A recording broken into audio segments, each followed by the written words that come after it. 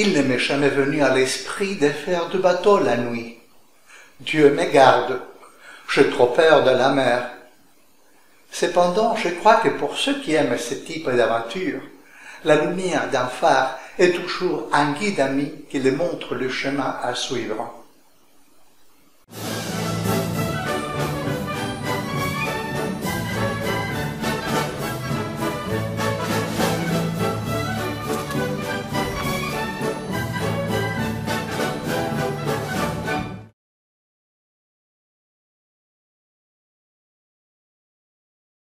Cette réflexion m'amène à vous raconter une histoire. L'histoire des phares.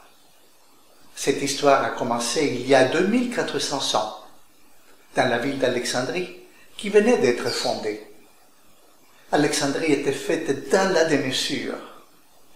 Alexandre, le roi macédonien, qui était reconnu par l'histoire plus tard comme Alexandre le Grand, a fondé cette ville, lui a donné son nom. Et il voulait en faire la capitale de son empire. La mort en a décidé autrement. Il est surpris loin, à l'est, où il est venu conquérir les terres de l'empire perse pour en créer un nouvel empire sous ses ordres. Mais son souhait de faire une grande ville était exaucé. Son ami d'enfance et général de confiance, Ptolémée, avait la charge d'une si grande travail. Alexandrie est située dans une région extrêmement plate de l'Afrique, car elle est désertique, et l'intention était d'en faire non seulement la future capitale du commerce du monde connu, mais aussi une grande métropole. Le général Ptolémée, qui s'est proclamé pharaon, entreprend la construction d'un phare pour que les navires se dirigeant vers Alexandrie puissent entendre un bon port et promouvoir leur commerce et leur richesse. Mais la mort a aussi empêché Ptolémée Ier de voir sa construction achevée. C'était son fils Ptolémée II, appelé Philadelphus, qui était chargé de terminer le travail. Je parle de l'année 329 avant Jésus-Christ. On n'a pas une idée fiable de ce à quoi ressemblait cette tour.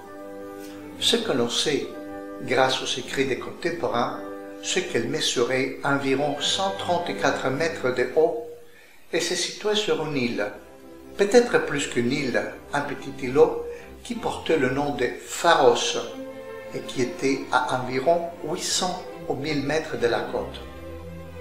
C'est précisément cette île, Pharos, qui a donné le nom au bâtiment que l'on connaît aujourd'hui, et ce, dans presque toutes les langues du monde.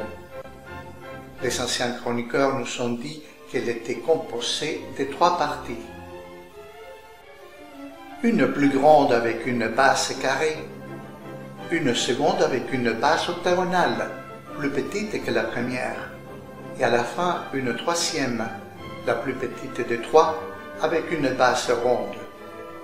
Il s'avère qu'un feu permanent brûlait au sommet, qui grâce au mouvement circulaire d'un miroir concave, il était possible d'envoyer les rayons de lumière qui atteignaient jusqu'à 50 km en mer pendant la nuit, au grand plaisir des marins. On ne sait pas exactement comment ce feu continua à brûler.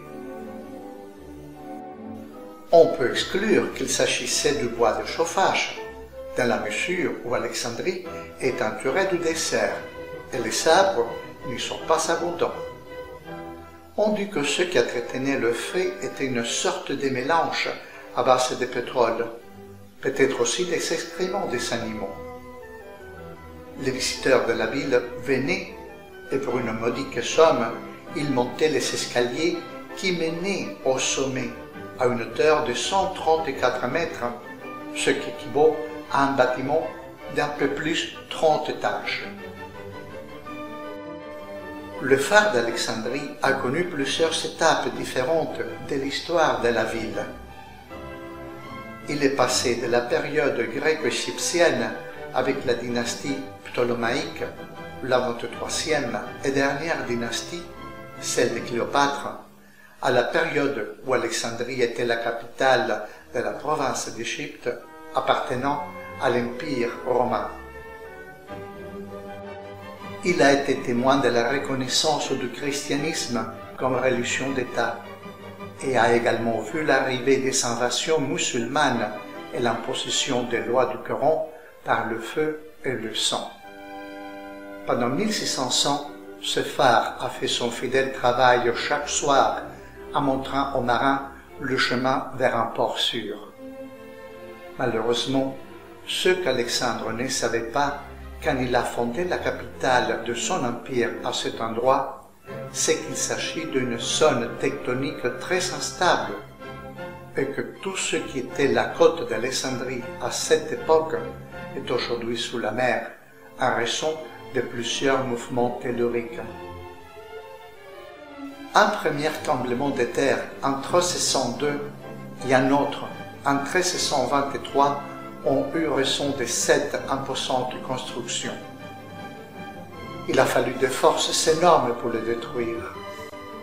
Plus tard, en 1477, pour donner au phare le coup de grâce, le sultan de la ville décida qu'une fortification serait construite avec ce bloc de pierre pour protéger le port.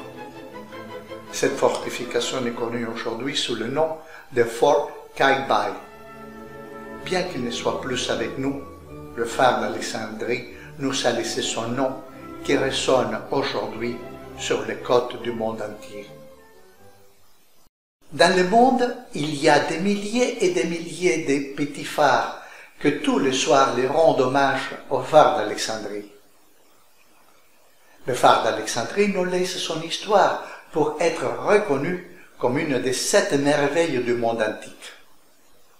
Elle nous rappelle que nous, avec toute notre technologie et notre arrogance, nous ne sommes pas capables de construire un bâtiment de 30 étages qui dure 1600 ans.